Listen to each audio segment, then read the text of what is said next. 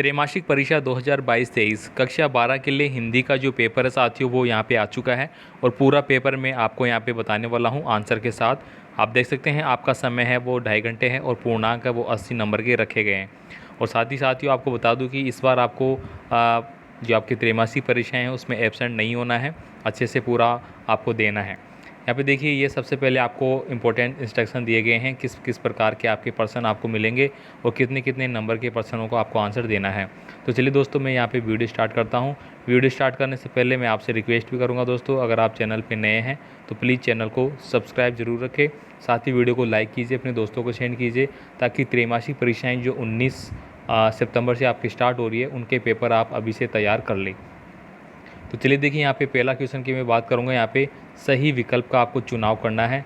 माँ यशोदा किसके माध्यम से देवकी को संदेश भेजती थी?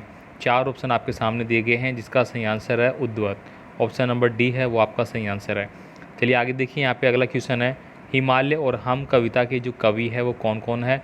मैथिली शरण गुप्त है, बाल कवि बैरागी है, गोपाल सिंह नेपाली है या फिर सूरदास है? तो इसका सही आंसर हो जाएगा गोपाल सिंह नेपाली, ये इसका सही आंसर है। तो यहाँ पे साथियों हमने पीडीएफ फाइल में जो आंसर है वो टिक मार्क कर रखे हैं, ऑलरेडी लिख रखे हैं और ये पीडीएफ फाइल मैं आपको प्रोवाइड करा दूंगा टेलीग्राम पे, फेसबुक ग्रुप पे आप उनको ज्वाइन कर लीजिए।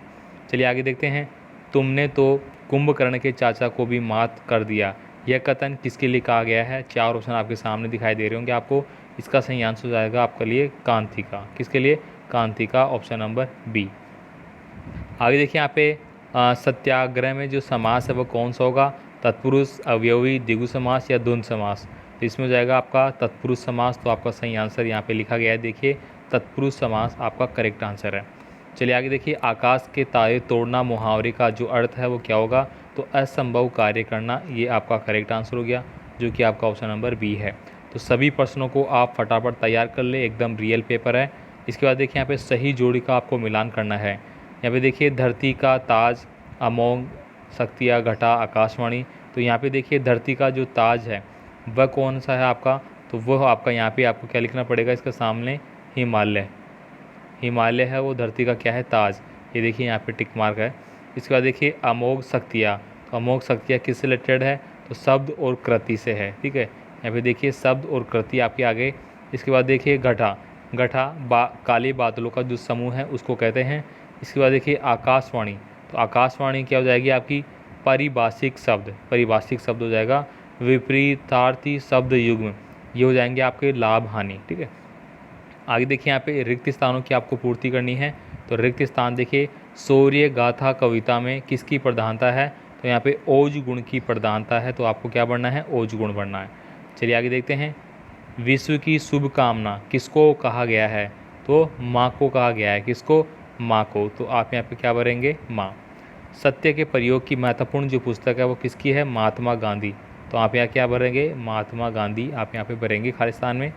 चलिए आगे देखते हैं, 4 नंबर का क्वेश्चन है, कम शब्दों में अधिक कहने की प्रवृत्ति का जो सर्वोत्तम गुण है वो क्या कहलाता है? उसको हम समाज शैली कहते हैं, ठीक है। आगे देखिए, रचना के आधार पर वाक्य के भेद होते हैं।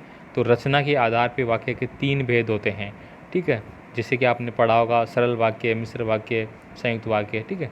चलिए आगे देखते हैं अपन, एक शब्द या एक वाक्य में आपको उत्तर देना है।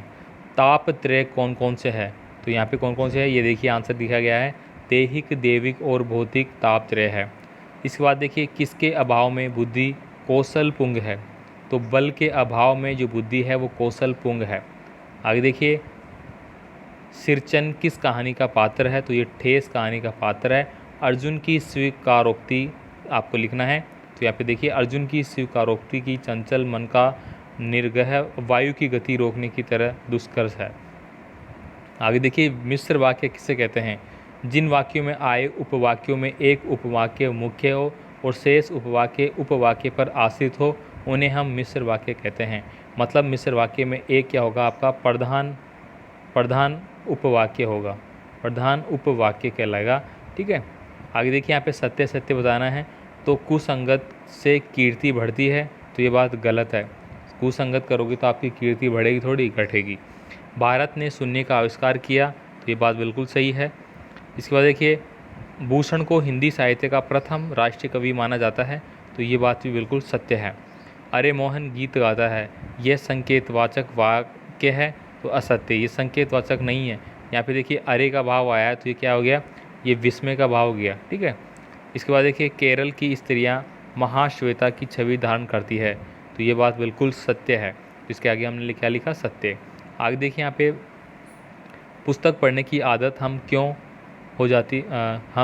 का आदत कम क्यों हो जाती है। तो यहाँ पे देखिए सूचना क्रांति और दूरदर्शन के जो प्रभाव से पुस्तकें पढ़ने की आदत कम होती जा रही है।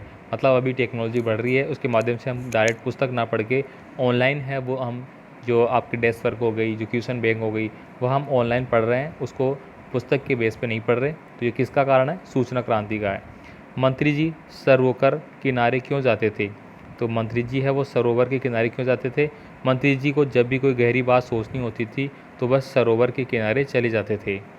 आगे देखिए गांधी जी ने अक्सर ज्ञान में किन विषयों पर बल दिया और क्यों।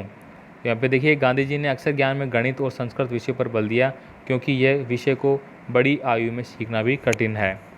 बाकी देखिए बालक ने दयालु महिला से क्या सवाल किया। तो यहाँ पे देखिए आपको पूरा क्वेश्चन का आंसर है वो दिखाई दे रहा होगा, आप इनका स्क्रीनशॉट ले सकते हैं। आगे देखिए भारतेंदु युगीन के किन्हीं 4 निबंधकारों के नाम आपको लिखना है।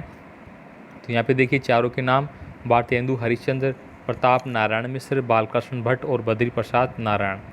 आगे देखिए शुक्ल युग, इन किन्हीं 4 निबंधकारों के नाम आपको लिखना है। तो यहाँ पे देखिए चारों के लिखे गए हैं, ये 2 3 लिखे रहा। ठीक है, चलिए आगे देखते हैं। यहाँ पे निम्नलिखित अशुद्ध वाक्यों को आपको शुद्ध करना है। हमारे को अपनी उपलब्धियों पर गर्व करना चाहिए, तो हमारे को नहीं, हमें अपनी उपलब्धियों पर गर्व करना चाहिए। वह बुद्धिमान स्त्री है, तो वह बुद्धिमती स्त्री है। ठीक है, बुद्धिमती स्त्री आएगा। आगे देखिए निम्नलिखित भाव का पलवन आपको करना है। जननी जन्मभूमि स्वर्ग से महान है, इसका आपको देखिए यहाँ पे भाव पलवन हो किया गया है, इसको आप स्क्रीनशॉट ले सकते हैं। आगे देखिए प्रकृति पर विजय प्राप्त कर ही मनुष्य दम लेता है। ठीक है, इसका क्या आशय है, तो यह देखिए पूरा आंसर आपको दिखाई दे रहा होगा, इनको आप स्क्रीनशॉट लेके रख लीजिए। अब यहाँ पे देखिए विलोम शब्द आपको दिया गया है कड़वा, तो कड़वा का क्या हो जाएगा यहाँ पे आपका मीठा। ठीक है, धनी का क्या हो जाएगा निर्धन, सजीव का क्या हो जाएगा आपका निर्जीव, आसान का क्या हो जाएगा आपका कठिन। ये सारे दोस्तों आपके नीचे लिखे गए हैं। या देखिए यशोदा की व्यथा कविता में गौतम बुद्ध के कौन कौन से गुण बताए गए हैं। दोस्तों सारे प्रश्न आपको याद कर लेने हैं, सभी के आंसर आपको एक ही PDF फाइल में मिल रहे हैं। और साथ ही साथ मैं आपसे फिर से रिक्वेस्ट करूँगा, चैनल को सब्सक्राइब कीजिए, वीडियो को लाइक कीजिए, अपने दोस्तों को सेंड कीजिए। ठीक है, और भी पेपर देखने के लिए आप चैनल को विजिट करते रहिए। यहाँ पे देखिए मेष माता तक आंसू क्यों बनाती है, इसका आंसर आपको मिल जाता है। छात्र साल के तलवार को प्रलयकालीन सूर्य के समान क्यों कहा गया है, इसका आंसर आपको देखिए लिखा गया है, स्क्रीनशॉट ले ले आप। कबीर रही मोतियों के हार के माध्यम से क्या संदेश देना चाहता है, ये भी आपको मिलता है। इसके बाद देखिए यशोदा ने कृष्ण को बंकी क्या क्या कठिनाइयाँ बताई है, तो ये पूरा आंसर आपको यहाँ पे मिल जाता है। दोस्तों यहाँ पे पूरा पेपर हमने सोल्व कर लिया, 20 नंबर के सारे 20% थे, वो 20 जो क्वेश्चन थे वो 20 के 20 कर लिए हमने 80 नंबर के लिए। ठीक है, तो हम मिलेंगे अगले पेपर में ओके पेपर के साथ। तो आप कमेंट करके ज़रूर बताइए आपको कौन सा पेपर चाहिए। ठीक है, धन्यवाद।